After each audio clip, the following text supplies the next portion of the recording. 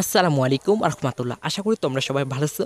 তোমরা যারা এবার 2024 সালে এসএসসি পরীক্ষা দিয়েছো, তোমাদের যে 12 তারিখে ফল প্রকাশ করছে, এবার তোমাদের হচ্ছে কলেজে ভর্তির আবেদন করতে হবে।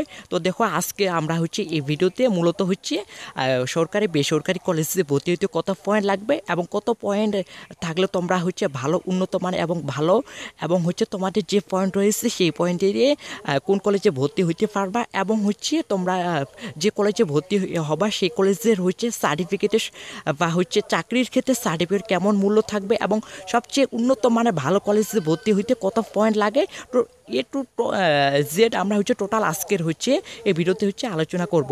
তো দেখো, প্রথমে আমরা আগে সরকারি বেসরকারি কলেজে ভর্তি হইতে কত পয়েন্ট লাগে। তো এখানে দেখো হচ্ছে তোমরা যদি বিভাগীয় ভালো উন্নত মানের যেগুলা কলেজ রয়েছে সেগুলাতে যদি ভর্তি হইতে চাও, সেখানে হচ্ছে তোমাদের অর্থাৎ সেখানে তোমাদের হচ্ছে প্লাস বা গোল্ডেন ছাড়া সাবমিটই নেবে না, বা হচ্ছে সেখানে তোমাদের যদি গ্রেড থাকে 4 পয়েন্ট বা 50, এগুলাতে তোমাদের কিন্তু সাবমিট নেবে না। অর্থাৎ তোমাদের অবশ্যই প্লাস এবং গোল্ডেন থাকতে হবে, জিপিএ 5, তবেই তোমরা হচ্ছে উন্নত মানের বিভাগীয় কলেজগুলোতে হচ্ছে সাবমিট করতে পারবা। এবং তাদের মধ্যে কম্পিটিশন চলে, যেগুলো প্লাস রয়েছে সেগুলোর মধ্যে অধিক যেগুলো নাম্বার পেয়েছে তাদের মধ্যেও কিন্তু কম্পিটিশন চলে সেখানে, যেগুলো হচ্ছে বিভাগীয় উন্নত মানের কলেজ। তারপরে দেখা হচ্ছে ভালো যেগুলো কলেজ, অর্থাৎ ক্ষেত্রে কিন্তু তোমাদের হচ্ছে 4 পয়েন্ট লাগবে। 4 পয়েন্টের নিচে গ্রেডে যারা আছে তোমাদের কিন্তু সেই কলেজে ভর্তি হওয়া প্রায় হচ্ছে অসম্ভব, কারণ সেগুলোতে হচ্ছে মূল্য কম থাকে এবং হচ্ছে তোমরা সেই কলেজে ভর্তি না হইতে পারো। 4.50 থেকে 4 পয়েন্ট সর্বনিম্ন তোমাদের হচ্ছে গ্রেড থাকতে হবে ভালো কলেজগুলোতে। এবং তো আর বেসরকারি কলেজগুলোতে চাইলে তোমরা হচ্ছে যে কোনো একটা পয়েন্ট নির্ধারণ করা থাকে, সেই পয়েন্টে তোমরা হচ্ছে চাইলে হচ্ছে সেখানে অ্যাপ্লাই করতে পারো। অর্থাৎ সেক্ষেত্রে হচ্ছে 3.50 সেক্ষেত্রে হচ্ছে পয়েন্ট হইলে তোমরা কিন্তু বেসরকারিগুলোতে হচ্ছে অ্যাপ্লাই করতে পারো।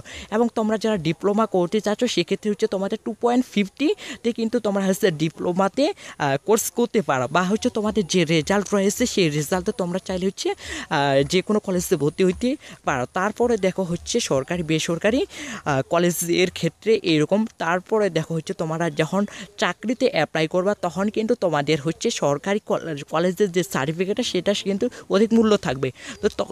তো তারা প্রথমেই ফোকাস করবে হচ্ছে যে তোমার পয়েন্ট কত, তারপরে ফোকাস করবে হচ্ছে তুমি কোন কলেজ থেকে হচ্ছে পরীক্ষাটা দিয়েছে, সেটা সরকারি না বেসরকারি। সরকারিতে অধিক আর কি সাপোর্ট করে, কারণ হচ্ছে সরকারি কলেজ। তারপরে দেখো হচ্ছে মানবিক, তোমরা যারা হচ্ছে বিজ্ঞান বিভাগের স্টুডেন্ট রয়েছে তোমরা চাইলে হচ্ছে আর্টস এবং কমার্স নিতে পারো। তো আর তোমরা যারা হচ্ছে আর্টস এবং কমার্সের স্টুডেন্ট রয়েছে তোমরা চাইলে কিন্তু সায়েন্স নিতে পারবে না, অর্থাৎ হচ্ছে তোমরা বিজ্ঞান বিভাগ নিতে পারবে না।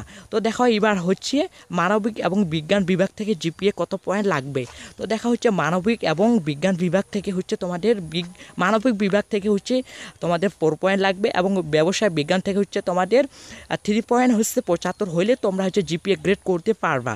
তারপরে দেখো বিজ্ঞান বিভাগ থেকে হচ্ছে কত পয়েন্ট লাগবে। তো দেখো এবারে হচ্ছে বিজ্ঞান বিভাগ থেকে হচ্ছে তোমাদের সর্বনিম্ন জিপিএ থাকতে হবে তোমাদের হচ্ছে জিপিএ 5।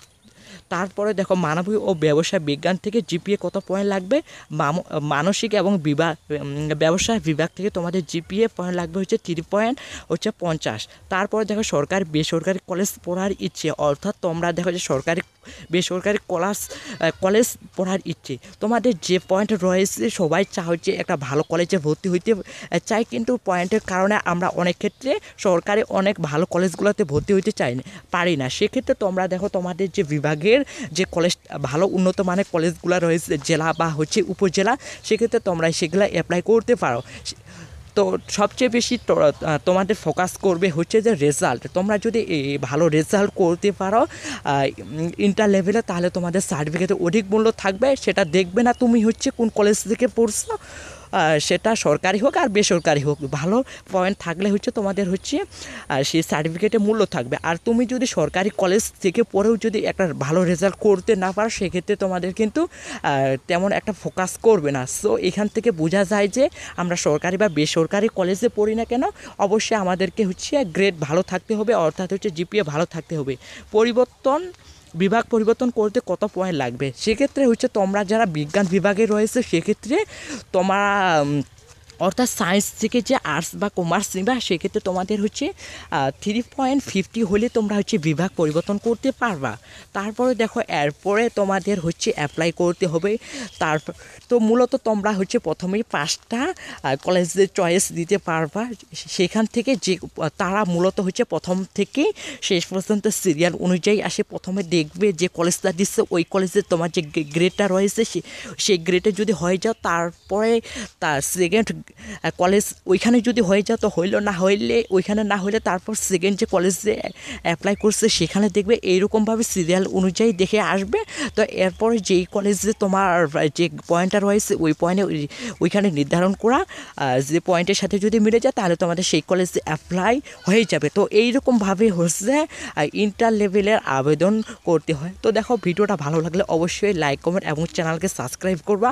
আর এইরকমই শিক্ষামূলক বা এসএসসি পরীক্ষার পরে যে তথ্যগুলো জানতে চাও তাহলে অবশ্যই এই চ্যানেলটাকে সাবস্ক্রাইব করবা। তো আজকের মতন এ পর্যন্তই। আল্লাহ হাফেজ, দেখা হবে কোনো নতুন ভিডিওতে।